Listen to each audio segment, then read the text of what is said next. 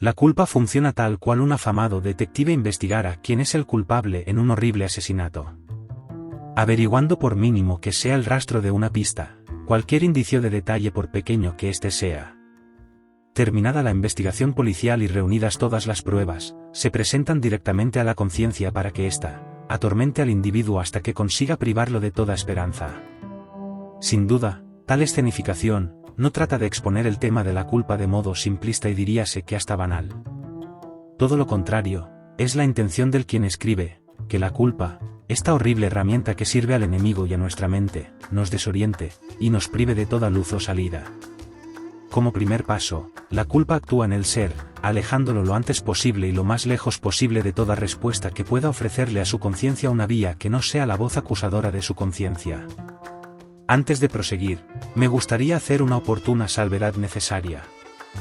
Una cosa es la culpa acusatoria, y otra muy distinta el sentimiento de culpa que cualquier persona tenga en un momento determinado al cometer una mala acción que repercuta en él mismo y en los demás.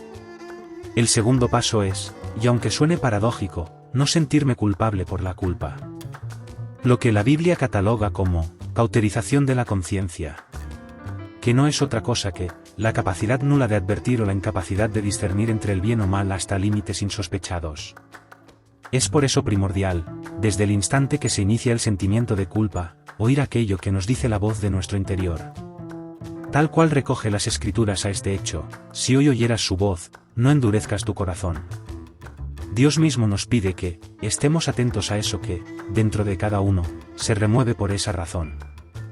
De atajar la culpa desde el inicio por mediación de Dios, vendrá lo que advierten como constricción de pecado. Hay en ello, en el pecado, una característica inconfundible, la desobediencia a esta advertencia por parte de Dios. Y mientras más se tarde en ejercer una respuesta a este problema, más se agrava la cuestión de la culpa en el ser humano. Porque lo crean o no, las personas que viven de acuerdo con la ley natural que les rodea, andan conforme a la ley moral de Dios, aunque estos no crean que haya tal. Solo así se explica la degeneración del ser en aquello que, por ley propia y natural de las cosas, nos parecen aberrantes.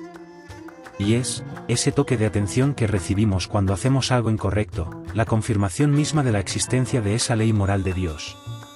El problema de la culpa solo puede ser tratado por Dios, cuando tal problema deriva en una conducta amoral, lo que las Escrituras declaran como una conducta pecaminosa.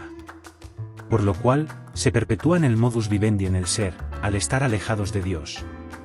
La culpa es el as en la maga del diablo, con él, te aleja y te acusa al mismo tiempo. De ahí que sea imprescindible la luz de Dios en los que aún no le conocen. Y por ello, la Iglesia, en su carácter de sal y luz, debe, como no, saber cómo explicar sus consecuencias, pero sin que se victimice o acuse de pecado al mundo.